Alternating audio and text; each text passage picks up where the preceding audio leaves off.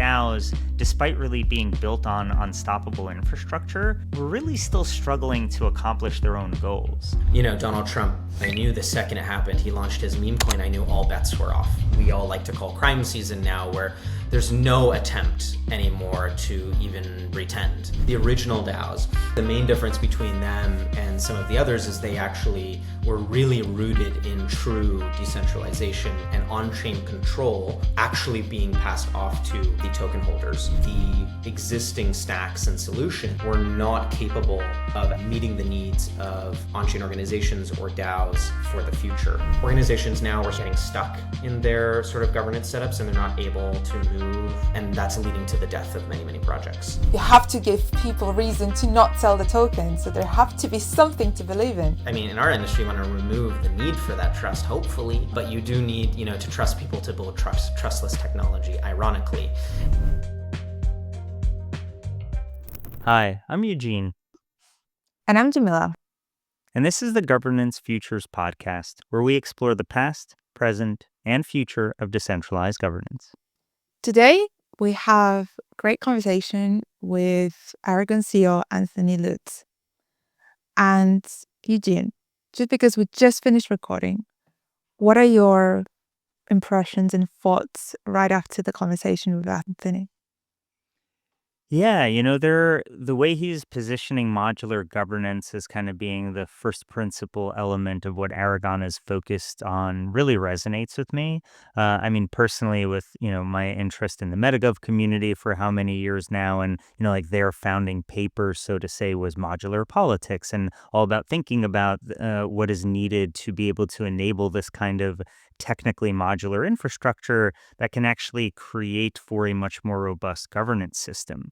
So it's really interesting to see how both for Anthony and knowing some of the other folks at Aragon, how this has been a continuous journey. And now a lot of these different threads are really coming together for them. And, we're seeing more projects use it, and we're seeing more projects use toward a shift towards optimistic governance and towards wanting various aspects of these modular layouts. So yeah, that was really exciting to hear about. What about you, Jamilya? What stuck out to you?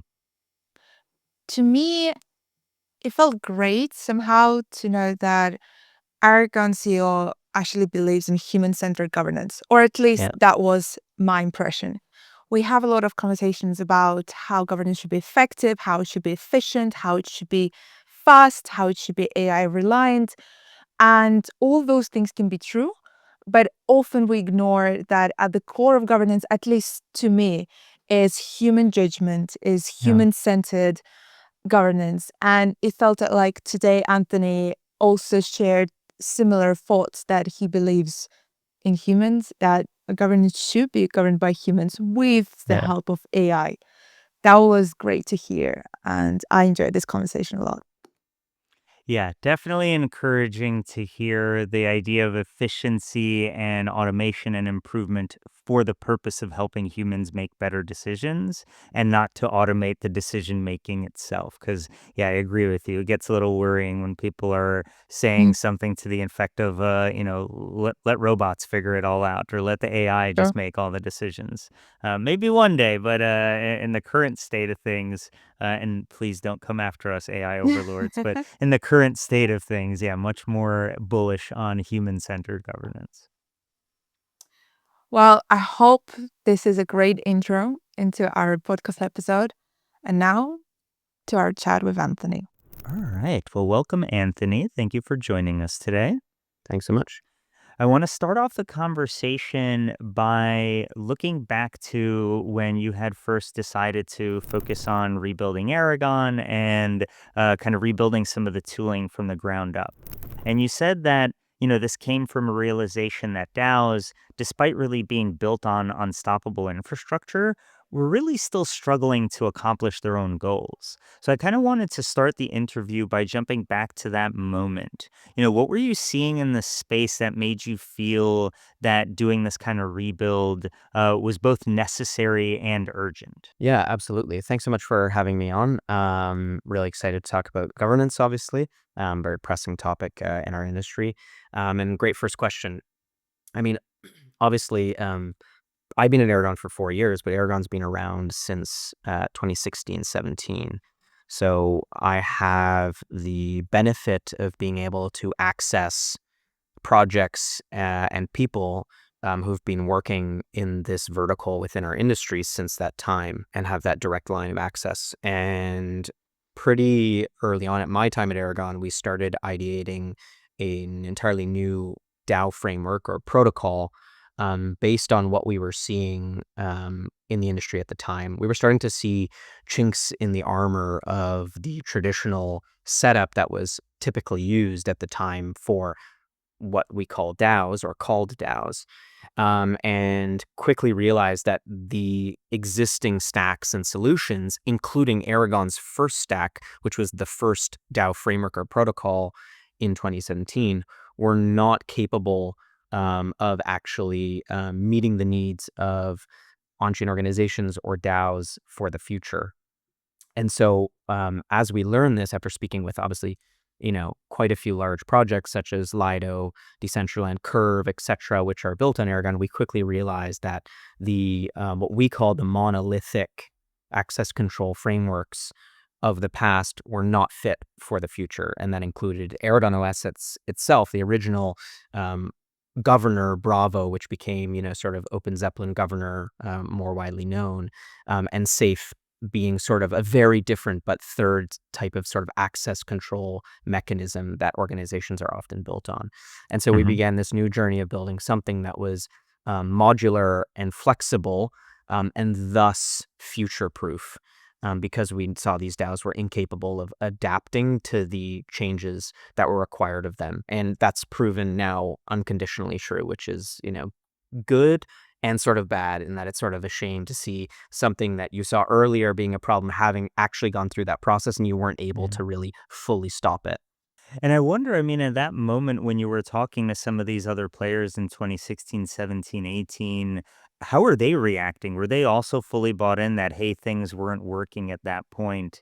And I guess, do you feel like that vibe has changed, or do you feel like you had to educate them then that things aren't working and now that realization is more sunk in? Yeah, interestingly, those DAOs were different than the ones that you had in the 2021 to 2024 era. I think there were basically like 3 eras of DAOs or on-chain orgs. The Mm. originals were like these 2018, 19, 20 organizations. These are the ones built on Aragon. So these are Lido, Decentraland, Curve. Actually, Aave sort of came out of that as well around that time. And Hmm. to be fun, like it's funny, those ones, most of them are doing actually quite well, which is Yeah. quite interesting. The original DAOs, I would say the main difference between them and some of the others is they actually were really rooted in true decentralization and Mm. on-chain control or on-chain ownership actually being passed off to the token holders. Mm. In 2020 to 2021, we then saw this bull market obviously kick into gear, and gas prices increased so drastically on mainnet that it became very challenging for voters to participate. And what happened then was you had this shift where the industry moved to 2 different models. Although 3 models were presented. One model became a snapshot save, so we call this off-chain signaling, where one signals, like token holders will signal their intention, and then a multisig makes a decision whether or not it wants to execute on that decision.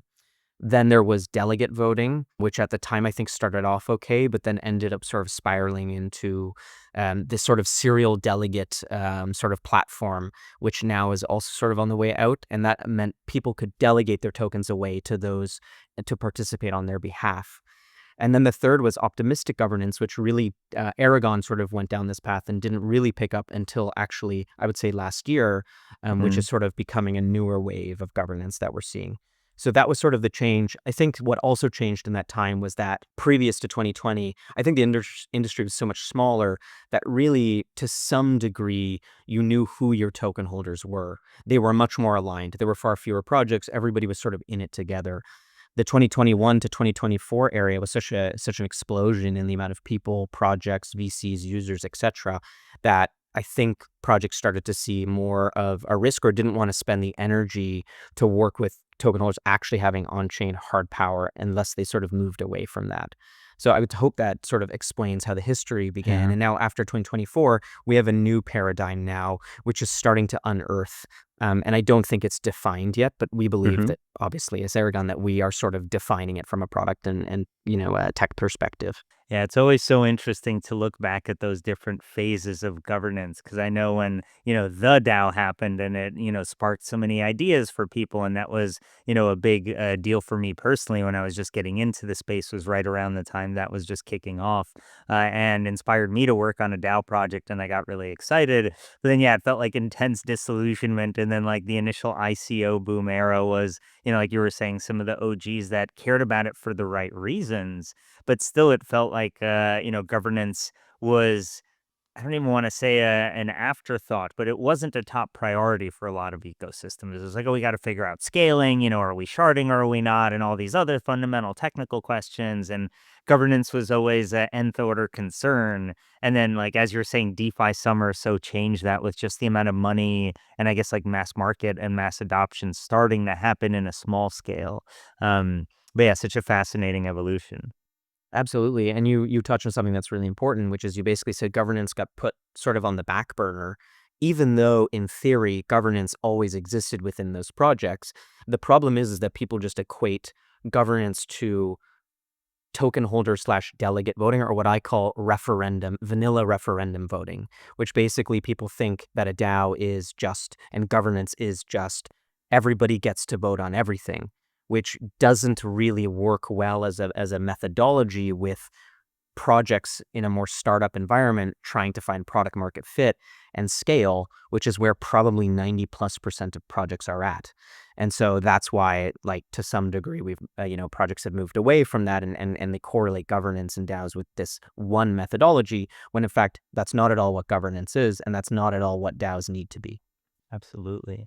And so I do want to kind of jump back to I know you were saying you're feeling at Aragon that you're part of defining this next phase of governance. I wanted to actually get a sense of how you're thinking about defining Aragon's mission today and your role in kind of stewarding governance infrastructure more broadly.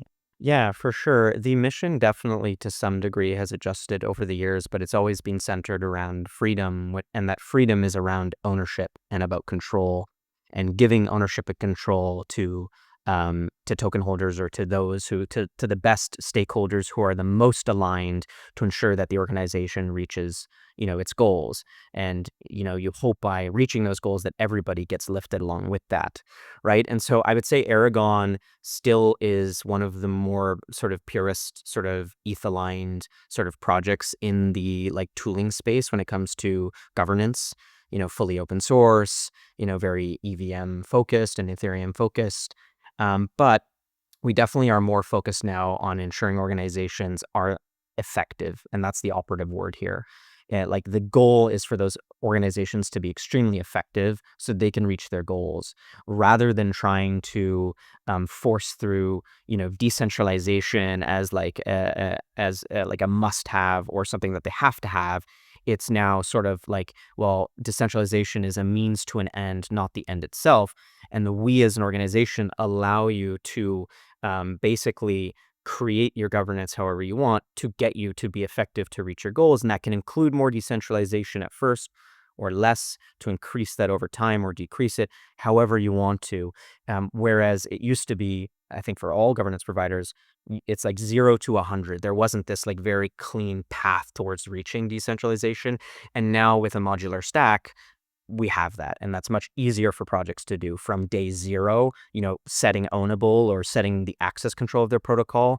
It doesn't have to be set to a DAO that only has token voting or just a safe. It can be set to an Aragon DAO, which allows you to govern your permissions and change them over time how you want to as you grow. So that's sort of how we've moved our mission in a way. I wanted to follow up on decentralization. You've mentioned it in your talks, in your X account.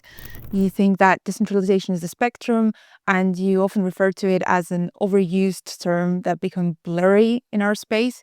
So interestingly, also in one of your presentations, you make the difference between decentralized leadership, decision-making, and ownership. Could you maybe elaborate on this? Why is it critical that we separate those concepts? And where do you see most of the projects getting this wrong? Yeah, it's a great question. I've been beating on this drum for about 6 months to a year now, very heavily. Decentralization, yes, is often is often a spectrum, right? And I always say the beauty is in the eyes of the beholders, and so is decentralization. To one person, something may be decentralized, whereas to another, it's not. For example, so let's take some examples. There's different types of decentralization within an organization. People always look at an organization or a DAO or whatnot, and they say, "Oh, that's either decentralized or it's not." Well, okay, what does that mean, right? Let's take Aave for example, which is probably one of the most successful DAOs of all time. And people often say, "Well, it's not decentralized." Mark Zeller, part of ACI, has most of the delegated tokens toward himself, so it's not decentralized. And what I say to that is very simply is actually Aave does not actually really have decentralized leadership a lot. It has a few really dedicated leaders that make a lot of the decisions. However, the execution and control over what decisions get made is quite decentralized in that token holders can undelegate from Mark Zeller, for example, or from ACI whenever they want and remove that power quite quickly. And so thus the control of Aave and its protocol and its network is quite decentralized, even though it has quite centralized leadership. And you'll find that amongst most of the most successful projects is that they often do have more centralized leadership, but they may have their control may be decentralized. And so the problem becomes is, decentralized leadership, decentralized control are two completely different things to some extent in the blockchain world, because for the first time on a blockchain, we actually can decentralize control and remove the intermediary from controlling the execution of doing something, right? We can actually remove that and place that in the hands of a wide group of people, and that intermediary can be removed. So it's an amazing and powerful thing. And that's why DAOs were, originated as this amazing concept, because it did open up this new capability, right? And this new ability to actually govern something without these intermediaries. And so, as I was saying, within organizations, you have different types of decentralization, right? Your team can be decentralized by getting in new members, and thus you might have more different, decentralized thought processes, decentralized operations, decentralized leadership, as I mentioned. But these things are all on a spectrum. And so it becomes very hard to actually determine if something is decentralized or not. Like, who makes that determination? Right? So that's really hard, but there is something we can actually know if it's decentralized or not, and that's actually who has the control over upgrading a protocol or not, over moving funds or not, or any on-chain component that needs to be executed. That is completely and utterly verifiable, that control and ownership on-chain. And thus, it's what I recommend, and you're seeing others recommend, such as Miles from A16Z, being the most important thing that we focus on when we refer to decentralization, that control and that ownership, because then we remove all the obfuscation. It doesn't, it's not that it doesn't matter that these other aspects of an organization are decentralized or not. It's just that it's up to that organization to do that or not, and for its stakeholders to decide what it needs to be successful. But when we're actually talking about whether or not something is, decentralized or not, we can look at the blockchain and we can determine if the ownership and control actually is. And so that's not really on a spectrum, and thus it's not subjective. It is objective, and that's why it becomes easier to understand and more important. You've spoken about the tensions between the founder control and decentralized decision making. You've also mentioned, as far as I remember, that actually led to many DAOs, many communities, kind of like by default use multisigs rather than actually implementing some governance that would involve participatory governance. So my question here, and I would really love to talk about Aragon and modular governance that you've touched upon. Why do you think the crypto industry has struggled to offer viable alternatives to multisigs? And why would it take to make on-chain governance genuinely compelling? So not just technical tooling, but also culturally. Maybe it's the matter of right economic incentives for both funders and token holders. Yeah, it's a great question. I think, to the first part of it, like, why hasn't the industry done X, Y, and Z? I think the reality is that most projects are just desperately searching for product market fit. Mm. and for growth, for example. And so they don't focus on necessarily these things. And the reason they don't focus on them because somebody hasn't come around and said, okay, here's an easier way to do this. So they revert back to just, I need to get this done with, and I can easily do that by just moving the permissions over here, very easily into a multisig and move forward and move on from this, right? I don't have to worry about losing control over certain things. I don't have to worry about token holders being too engaged and causing problems, etc. So I think that now the technology has started to mature enough where we can have alternatives, which is quite important. So I think that's super, super critical. And the reason being is that organizations now we're starting to see are getting stuck in their sort of governance setups, and they're not able to move or adjust. And that's leading to the death of many, many projects. And so by allowing organizations to adapt and change over time, this can sort of help them actually make these adjustments and actually succeed and be effective. An example is like you can start with obviously something like optimistic governance where your multisig, has control to put up a proposal to, change or to upgrade your protocol, for example. And you can put token holders at the end with a veto and a time lock where they can exit. So this gives them the safety they need, but also gives you the control you need to work more quickly and effectively. And then later that can easily, with a vote, be changed to token holders having full control or being removed. And, it becomes very easy and fluid to make these changes and with a lot less risk. So I'd say that's like sort of how we've sort of allowed this modularity to come into play. And I think it's really, really critical that we start to look at a DAO, the organization on a blockchain, as the executor. Most of the time, people think, okay, the DAO is the token holders. And I think this is really, really problematic because just like a normal organization in the world, you would typically refer to that organization as, well, that organization is based in this location. That is the legal wrapper of that organization. That is the organization. And within that organization, you can have different stakeholders, governing bodies doing different things to reach your goals. We don't call, the team the organization. We don't call the shareholders the organization. The organization is the organization, and there are these different stakeholders. And it should be the same on the blockchain. The token holders are not the DAO. The executor is the DAO. And what that means is that you can have the executor is this root permission that actually executes a transaction that somebody might want to make, right? And so if we make the executor the DAO, it means we can change the governance logic on top of that to suit the needs of the organization and change that over time. It means we can have token holders that can have powers over certain things. A multisig can have power over other things. Digital identification, for example, could have power over other things. And it means we can have different governing bodies making different decisions within a DAO and within that organization itself to reach its goals. Why? Because certain stakeholders or certain contributors or certain individuals or AI are better at making decisions on certain things than other people.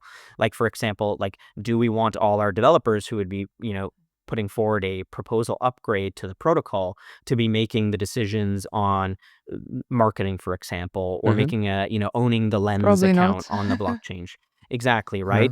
Should they be making the decision on where the money gets distributed or how incentives are distributed?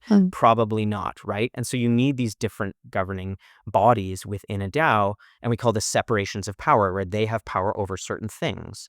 So I think if we started to reframe everything as the DAO is the executor, that is the DAO itself, and within it we can have multiple governing bodies doing different things, we start to actually get somewhere that makes sense, and it actually logically makes more sense too. In my personal opinion. So I think that's a really crucial step. It feels like all those things that you just mentioned, overall realizations that DAO were suffering was at the core when you launched the new protocol, Aragon OSx. Correct me if I'm mispronouncing it. No, it's perfect. Before jumping into the tooling and just the updated mission and vision, I actually wanted to ask you a question because you mentioned you've been there for the past 4 years. How has it been, this change? Because I remember from my early PhD days, I was looking at Aragon, and the first thing that came to my mind was Aragon Court at that time. That was maybe 3 years ago. So could you maybe very briefly describe that journey where you decided to refocus your vision, and what is that vision that you have now looking ahead? And perhaps that all links together to some of the issues that you've mentioned that DAOs are suffering and that you are aiming to solve. Yeah, so Aragon had a huge, very public restructuring in 2021, Mhm. which I think needed time to mature. And in 2023, really, I think matured quite well at that point. Fundamental shift in team, in the board, everything, which was super needed. And things haven't been honestly better since. Aragon started Mm, off really, its goal wasn't to just build like this sort of DAO tooling actually.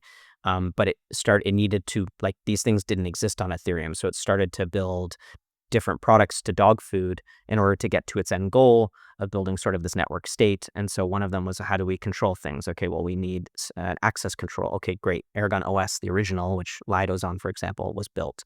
Then they said, okay, well, what if there are disputes?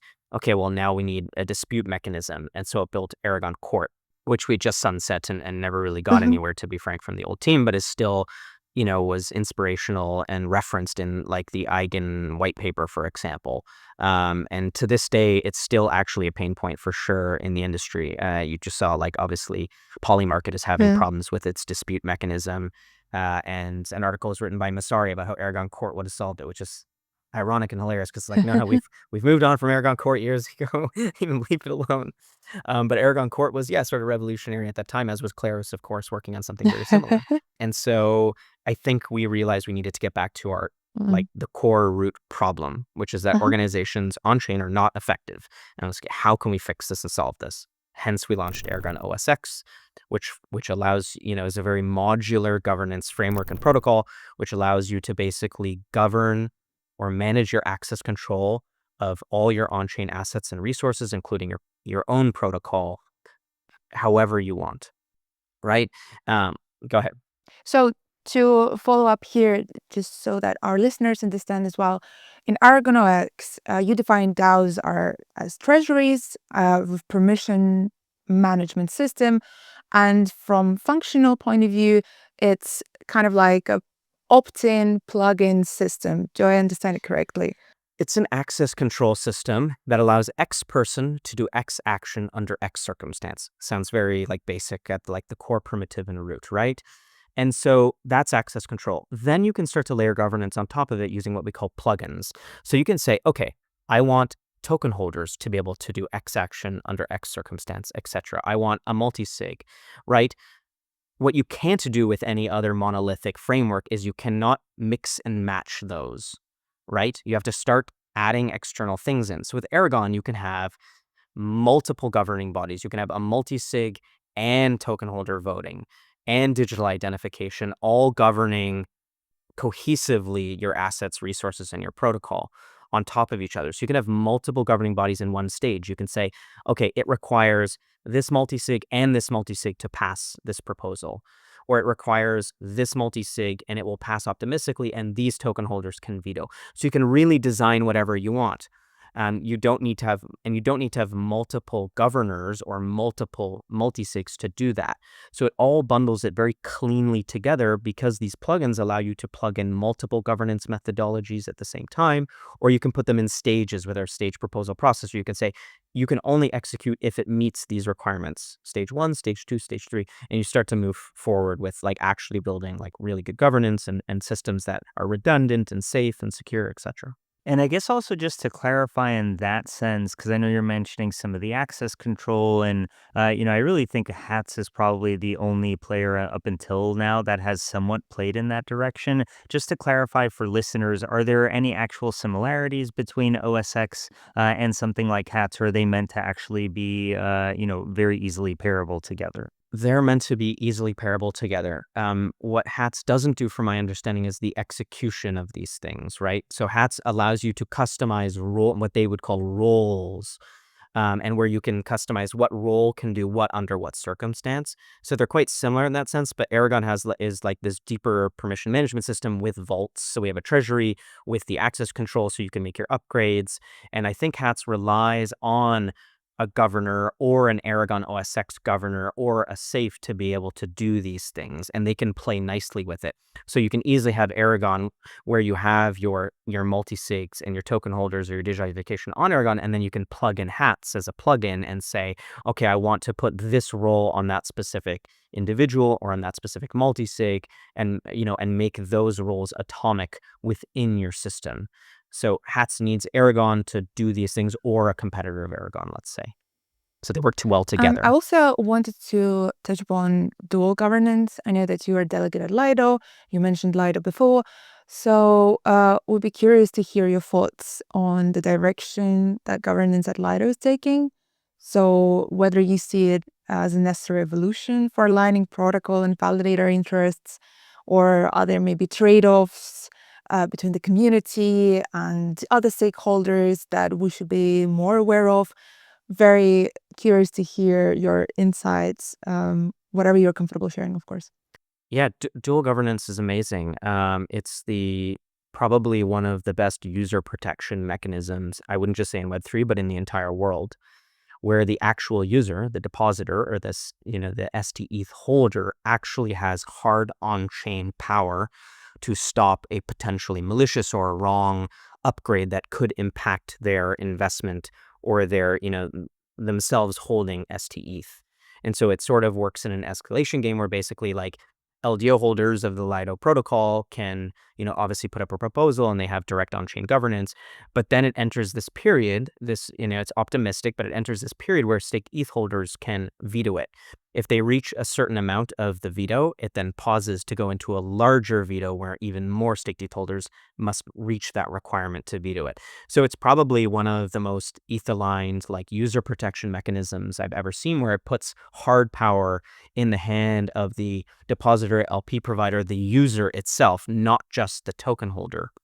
Right? It's all about incentive alignment here, and this puts power in their hands. And we've started to see this be replicated, and it validates Aragon's build so much more, because now on Aragon, yes, you can add in, for example, Morpho has guardians. So similar system to on Aragon, similar system to Lido, where actually depositors in Morpho, not the Morpho token itself, but the LP providers, the depositors of Stakehouse USDC or Gauntlet USDC, actually the ones who use an Aragon Guardian can veto a potential change in a vault, which could be potentially malicious or wrong, and then they have time with a time lock to exit. And so, I think we have over 700 million in TVL of those vaults. So this dual governance mechanism is really great because it validates optimistic governance in that you let teams or people who are really good at what they do work optimistically, but then you have this fail-safe mechanism for the users themselves to actually block it, defend themselves, and leave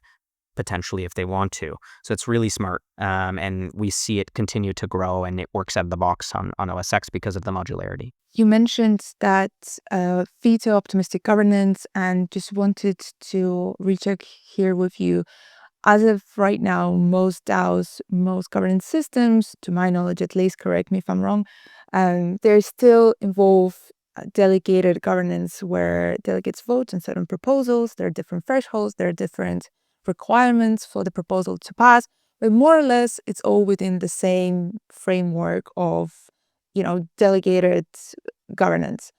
And it seems like, from what you're saying, the future of governance might be, and I'm looking a little bit ahead here, is optimistic veto-based governance, which doesn't involve all the time all the community for deliberations, not even delegates, but more so there's a group, there's the right to pass a veto, but something I don't know how to phrase it exactly. Maybe you can help me here, but somehow like optimistic veto-based governance, is that the future of governance going forward, do you think?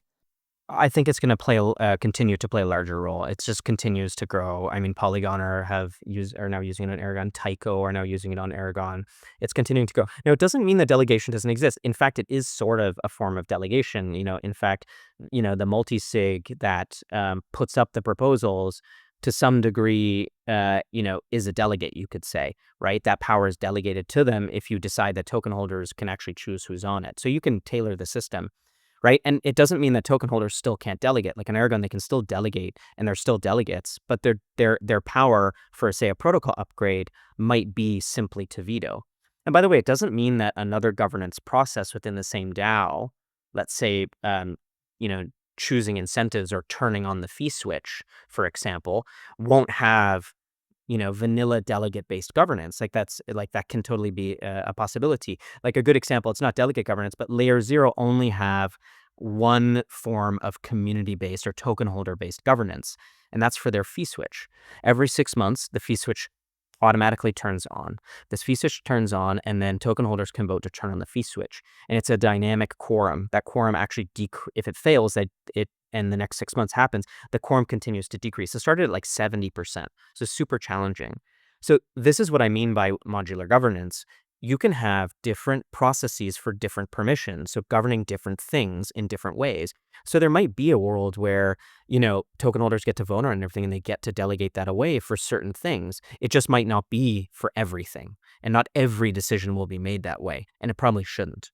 So that's my thought process on it for sure. It's not that those things are going anywhere. It's just that they may be specifically focused on certain permissions or certain things that they need to govern, rather than this big umbrella of everything goes up for a vote, everything takes 2-3 weeks, everybody votes on everything, which we're just not seeing working.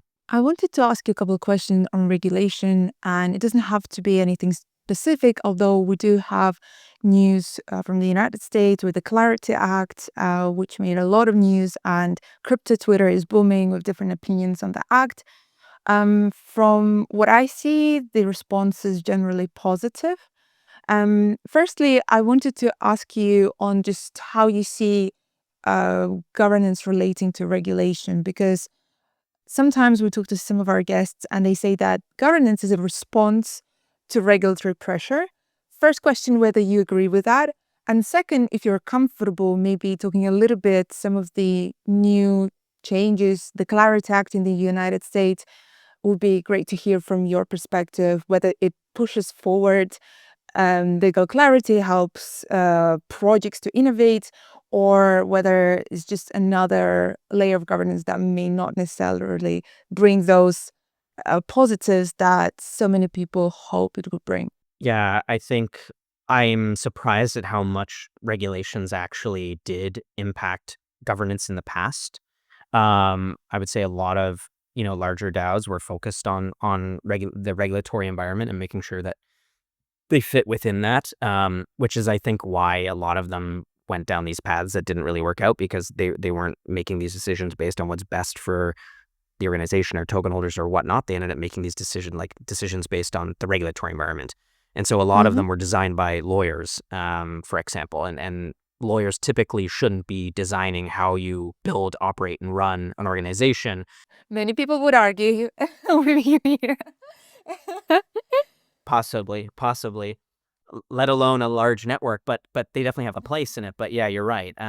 So yeah, that was a large impact, and it headed down that direction. And now, since Donald Trump, and I knew the second it happened, he launched his meme coin, I knew all bets were off. I knew that was going to be what we all like to call crime season now, where there's no attempt anymore to even pretend until these new regulations come in. So I do think it's quite important that these regulations come in. Sadly, I thought we were building a system that didn't rely on these things, but it's very clear that we sadly have. And so let's see how it lands. I think there's some very clear misnomers out there in our industry, like the Clarity Act has somehow passed. That's not true at all. It hasn't passed the Senate. It passed the House, who helped design it, and it's not looking very promising that it will pass the Senate very easily. And I don't know why people are saying it has. I think, because that's leading people into building in the wrong direction before any actual decision is being made. The reality of the situation is that the House, along with some really intelligent people, put up what's called the Clarity Act, which passed the House. It now has to go to the Senate. And the Senate has its own proposal or act that it is putting forward that is very different from the Clarity Act. Very, very, very different. And is not this control-based mechanism, which I sort of discussed earlier, where you have to sort of, give up control to token holders over an extended period of time. And so, projects need to be very hesitant right now in jumping towards making a decision because it hasn't been made. And let's see how and if and when it will be made. I will say that the Clarity Act looks very reasonable. It looks quite intelligent. It was put together by very intelligent people who've been working on this for a long time and really understand the nuances of the technology, of the systems, and of course, like trying to balance projects being able to work very effectively and efficiently and fast, but also protecting token holders, which is not happening. Like, that's very clear, to be honest. So I think that they've come with a good balance. I need to do more research on what the Senate have put forward, but it's very different. And so we need to see what happens. And unfortunately, we won't know. And I don't even know if we'll know before the midterms, I think they're called. But we do have somebody working on our team, Jessica. Her previously was working at Meta in policy and advocacy. So she comes from like a pure war, background in that space. Probably was no bigger battleground than the social media battleground. And she's works at Aragon, is very aware and is working with people to make sure that we're up to date and that projects building in Aragon are very up to date as well. So what would you advise to projects that are a little bit in a waiting period right now? Would you advise them to wait a little bit more or just to take a guess? Hopefully that their bet would be the one that works out in the end. Because I have background in law, and I agree with you. I don't think lawyers should necessarily be the only ones who are designing governance. But I do think it's important to have sometimes legal perspective. Just because in the early legal days, I've encountered so many talented builders who completely disregarded any regulation, and their take was, well, whatever, we will deal with it. We'll cross that bridge when we come to it. And I personally know several projects that unfortunately weren't able to just raise any funds or continue to build any longer because they've run into the wall of regulation. And that happened in the EU. So yes, question back to you. What do you think the project should do right now?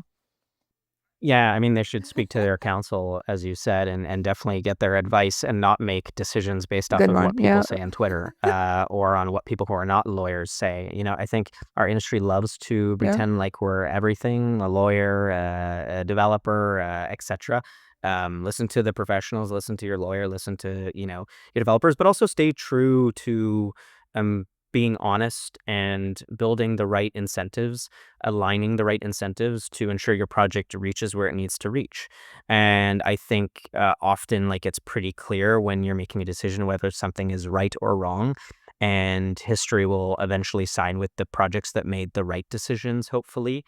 And I do think that it's not like there's no laws right now, by the way. Like, yes, Trump has set this precedent, and you can see it with Yeah. like the certain projects that have launched, like Zora, and I forget the other one, who said like this is a meme coin, literally, Mm-hmm. to following Yeah. this precedent set by the president. But that doesn't mean that there aren't laws that exist currently, and it doesn't mean that eventually the blockchain doesn't lie, that they'll go back and take a look at certain projects and say like you weren't doing this in good faith. So I think like practicing and working in good faith is very important.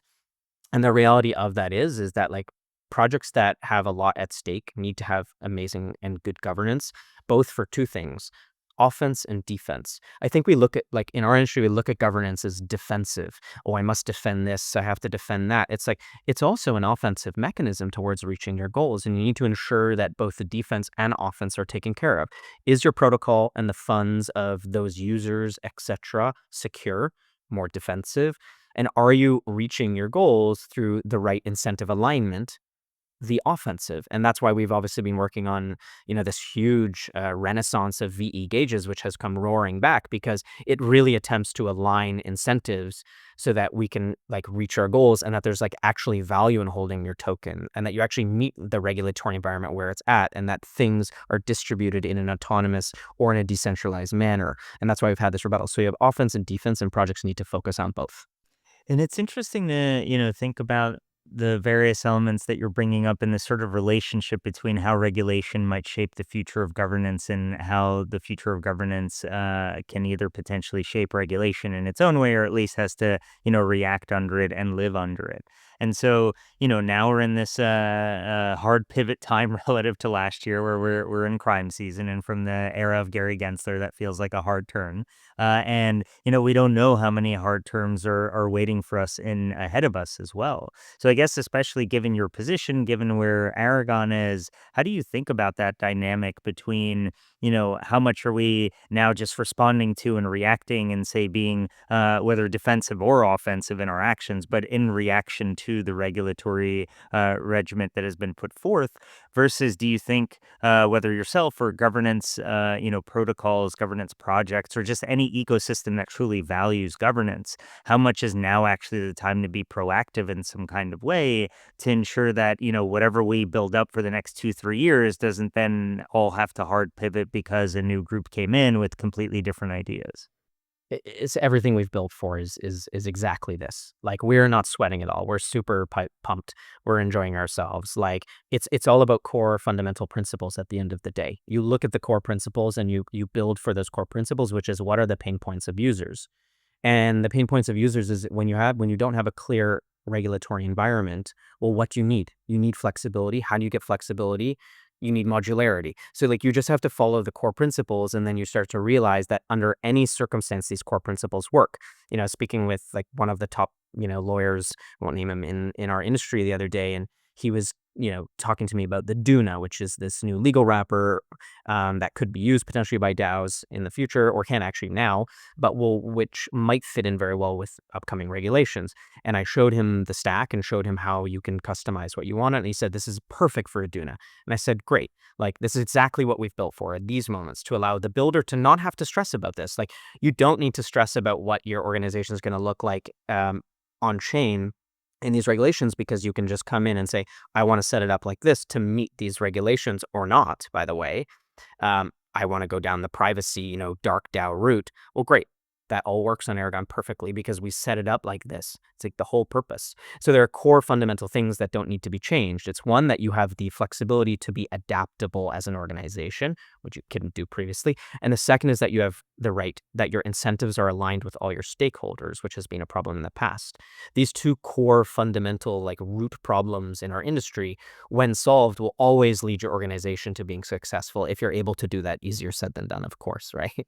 But like, if you get these core fundamental principles right, and we empower you to do that, you'll be successful. So that's what we focus on every day. We don't let the noise bother us. Like, whether or not the Clarity Act comes in or not is irrelevant for Aragon, because if the Clarity Act comes in, we're perfectly set up for it. If it doesn't, we're perfectly set up for that, that other inevitability as well. It's easy for us. You've laid out the vision that the governance is modular, and you've also several times, I think in your talks and today during our conversation, mentioned on-chain control. I also think there was incentive-aligned governance. Would you add anything else to the mix?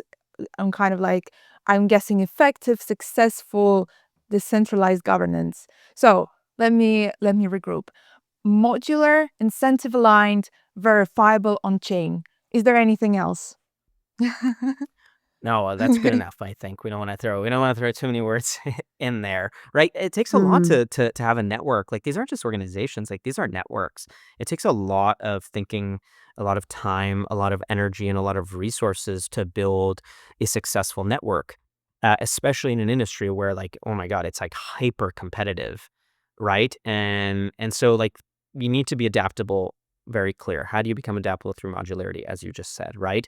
But none of that matters if all your incentives are misaligned, which has definitely been the case for most projects in the past, where, like, what was the point in holding this token?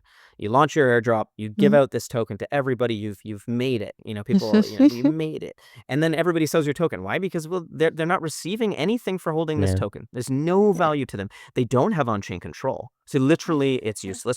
They don't have any legal rights, by the way, in the past. Like, that's why, people are asking for regulation, because there were no legal rights. You had no legal rights. You had no on-chain control, which would be most organizations, and no value accrues to the token. So what the heck do you have as a token holder? You have absolutely nothing. So what are you going to do? You're going to sell. And every project now who's watching their token go to zero is quickly realizing, holy crap, I better fricking start fixing some of this stuff. So what are the options I have in my toolbox, right? And so that's where we help and step in. But yeah, like it's tough. It's not easy. Founders, have to keep working on it every day.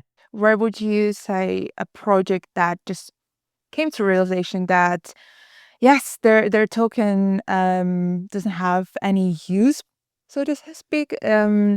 Where would you start if you were in that position to align the incentives to prevent people from just selling everything once they get the chance? What would be your advice, or at least the direction they should look into, except for modular governance? Is there anything else? Yeah. You have to give them some Right. reason to hold that token, something. So one is obviously you need to focus on product market fit and ensuring that you can create value, right? So one, and that's tough in and of itself. But once you create a value, I hope there's a mechanism for that value to eventually at some point accrue to the token, right? That's the key. If there's no ever hope in that, then really you're going to struggle, because how are you ever going to bring value to that token holder? There are simple ways like giving up control, like, things like this, but I fundamentally believe that's very important, but like that's not going to technically move the needle in 2025. I think right now, like with the current meta, people want to know if you're not sending that value to the token, which by the way, some projects shouldn't be. Like if you're focused on growth, like you should be sending all that value back to growth. But token holders I think for the most part, will understand that. But they want to know that it's possible that one day you're going to be able to move value to that token so that this thing that they purchased has value, right? And then projects need to work within the regulatory environment or not, to actually make that happen. And we know that like probably either being immutable or automated or via decentralized governance are possible ways to do that safely. And so you have to figure out how to make that happen. But first step, get product market fit. If you've ever launched your token with no product market fit, okay, now you really need to double down on getting that product market fit. And then you need to build a system where the value can accrue to the token, i.e. VE gauges, just as one example, so that people have a reason to hold it. And so that value can increase over time. That's good advice. Thank you. Um, yeah, true. Easier said than I'm done. sure many listeners are finding sure. themselves in having the same thought. Oh, yes, he's so right. But you mentioned it felt like trust would be this underlying condition, and growth, obviously, making sure that there is a market fit, making sure that there is correct incentives. But would you agree that it would start with some idea or trust? You said you have to give people reason to not sell the token, so there have to be something to believe in. Yeah, totally. I mean, I think the key is to, I mean, in our industry, you want to remove the need for that trust, hopefully, but you do need, to trust people to build trustless technology, ironically. And so I think, I think by setting up a system, I personally believe by setting up a system where it's very clear that if value accrues, it can eventually go to the token, that's one of the biggest steps in identifying the problem and signaling to token holders that this is actually a priority and that one day it can happen, so that they know that. I think that's it. And you can remove the trust with that, to be frank, by building the system to turn on when it wants to turn on, or when people want it to turn on, or when you're ready and transparent about turning it on. So I definitely think that you can signal these things by building properly. I want to ask a couple questions on the future of governance. Well, our podcast is Governance Futures, so we wanted to ask you what your thoughts on AI's role in the future of governance. Very often, we see some of the articles, papers. I'm sure you also run into somewhat version of AI-based either agent or some tooling that helps DAOs or promises to solve all of the problems. So curious to hear whether you at Aragon are planning to experiment or already experimenting with AI, and then in what form, and what do you think the future of governance would look like, considering that we're just so overly reliant on AI, even for daily things. It feels like we're just not going to Google anymore. We're going to ChatGPT or any other alternatives. Yeah, I mean, AI is going to have a huge impact on governance. There's no question. I mean, we've sort of validated that it's very challenging to, run a very decentralized network with a decentralized group of humans. And we are pretty confident that AI eventually can, remove some of those pain points, especially in increasing speed while keeping that decentralization. We are working on it ourselves. For example, like we have these sort of auto voters that work only within a VE gauge system, because in a VE gauge system, the voter is typically more focused on voting for what will generate the most value for them, because they have the proportionate amount of voting power is the proportionate amount of funds that they'll receive back. So it makes more sense in that, in that particular area.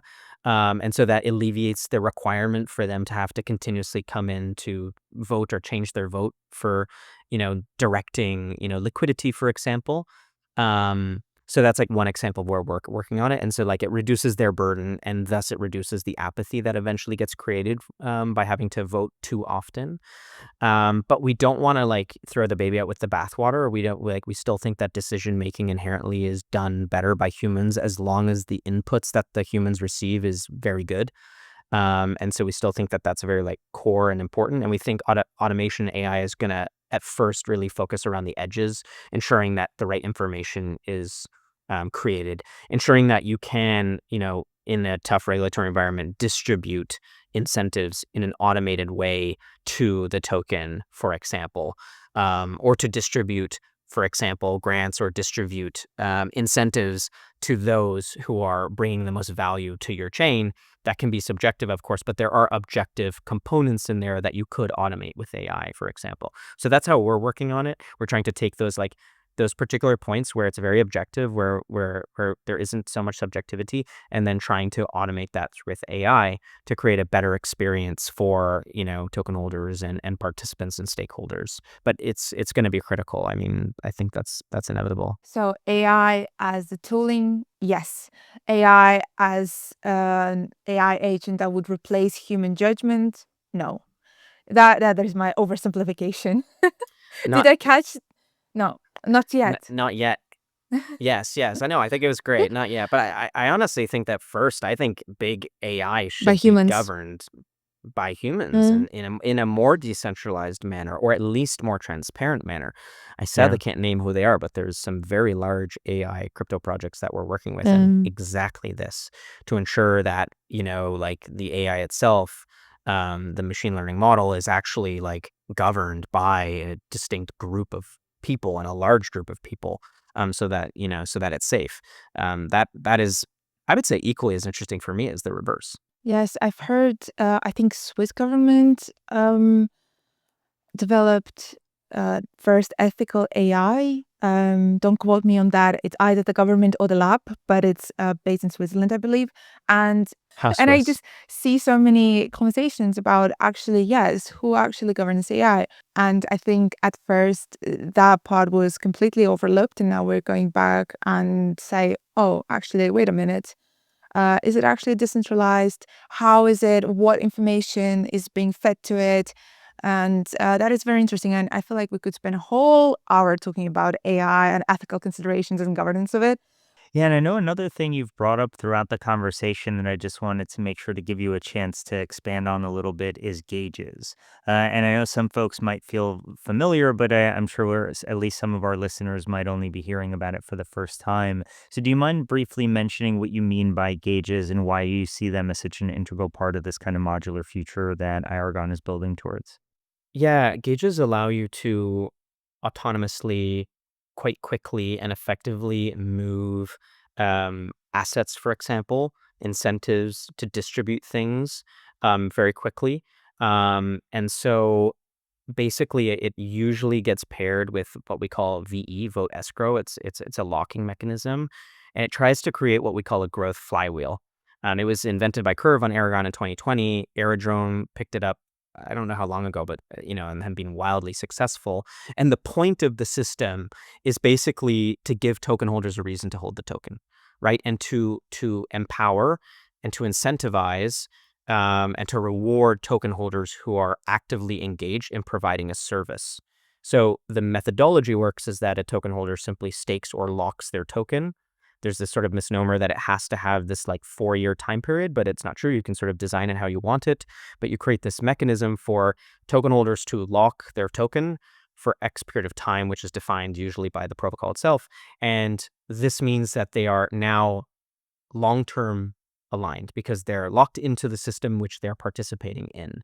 And so then they get to choose or distribute incentives, emissions, revenue, whatever it might be, through these gauges, these pipes, to different options. And those options historically have been for directing like liquidity, right? Where liquidity goes, but it's expanded beyond that. And now we have roll-ups deciding on what apps to incentivize to, because they want to grow apps on their chain, or to what streamers. Recently, Mode Network have been doing streamers are actually trading on YouTube on their chain. So it's a mechanism, and then to distribute these incentives or these rewards, and then the actual voter gets a small piece back. So they get some, actually they're incentivized, they're paid to do this.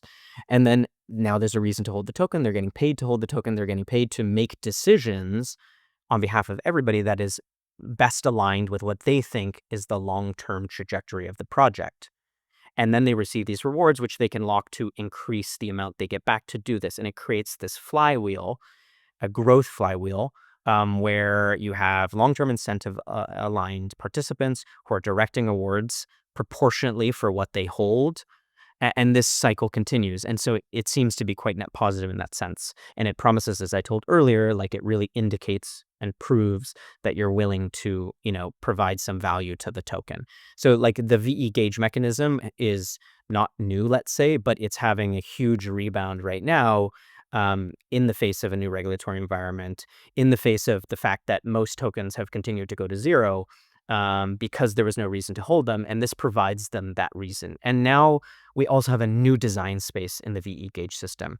There have been people who are sort of against it because it used to require this 4-year lockup, and your voting power would decrease over time. Well, now you can choose a 1-month lockup where your voting power increases over time. You can really like customize it to like really incentivize your token holders and participants to make the best decisions in order to move the whole protocol and project forward.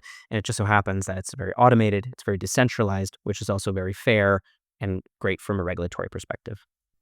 And broadly speaking, where are the rewards coming in from there? Is it from the treasuries of the actual ecosystems? Is it more inflationary, or is it from a different area altogether?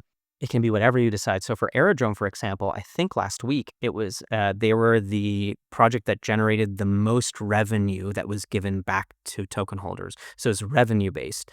And so for some projects, they have to make this decision. It's like, giving some value back to token holders for participating in the network obviously is a cost. And they need to decide how much of that goes towards potentially growth, or how much goes towards incentivization. It can be a small part incentivization or a lot, but the great part is it's that those people are getting incentivized that are often doing the distributing or the incentivizing. So it all works in like a very coherent system, and it's a lot better than it used to be. It's really quite flexible now and works quite well. So yeah, that's the TLDR of it. But we unfortunately have very limited time. And before I give the floor to Eugene with our wonderful quiz, I wanted to ask you one question on, we spoke a lot about modularity. Well, you did. And what is, in your view, one of the hurdles? Why is it not being adopted more if you feel like it actually will solve so many challenges that you see DAOs struggle today? What is this reason? Why is it not being popularized more? Is it too new? Is it too complex? Are we too stuck in our ways and it's hard for us to change? All of the above. It just takes time. Like everything requires Lindy, and everything everything takes time for people to move on to. I would say our growth rate now is faster than that of our competitors, which is great. So we're finally like the snowball. You have to push it uphill, and like you push it uphill, and then all of a sudden, if you make it, it starts to roll downhill. And then in our industry, like any other, it just the snowball grows and keeps running. And so I think it's just different for people have to make decisions, and this is something they have to think about, and it's complex. But now obviously it's working, and it takes time. You need Lindy on these things, and now we have billions of dollars over X amount of time, and so it's just inevitable, and it continues to grow. And I do think the regulatory environment does matter in our particular vertical. Like there's no question. Like right now, everybody's put decentralized governance on hold for the most part. Some projects haven't, but most have, and are sort of waiting to see where things land before they make decisions. And then the great part is they'll have to make those decisions, and we'll be ready. I appreciate you filling us in there. And yeah, I think in the interest of time, despite how much I feel like we both want to pepper you with all kinds of other questions, we'll move on to our final segment, which is the quiz portion, which is me giving you a couple questions for which we ask for one-word answers. So Okay. the first one, Anthony, what does Ethereum mean to you in one word? Freedom. Hmm. What is a topic or idea that you wish more folks involved in governance had top of mind in one word? Alignment. Hmm. If you had to design a DAO from scratch, what's the first priority One word. in one word? PMF. That's good. We'll consider that a hyphenate as well, and we'll let that slide. And Thank you. then Thank you. last but not least, what's the future of governance in one word? Effective. Very Hmm. boring, I know. I was wondering if it would be modular based on the conversation, but Modular effective equals sounds effective. beautiful too. Yeah. Modular equals effective. Well, thank you so much for joining us for this conversation, Anthony. It was a pleasure. My pleasure. Thanks so much for having me on. Really appreciate it. Thanks for tuning in. The Governance Futures podcast is sponsored by the Scroll Foundation and produced by the governance team at the Foundation, Jamila Kamalova and Eugene Lebenthal. Any music and photos are attested in the episode description. Feel free to subscribe, leave a review, or share with a friend. Until next time.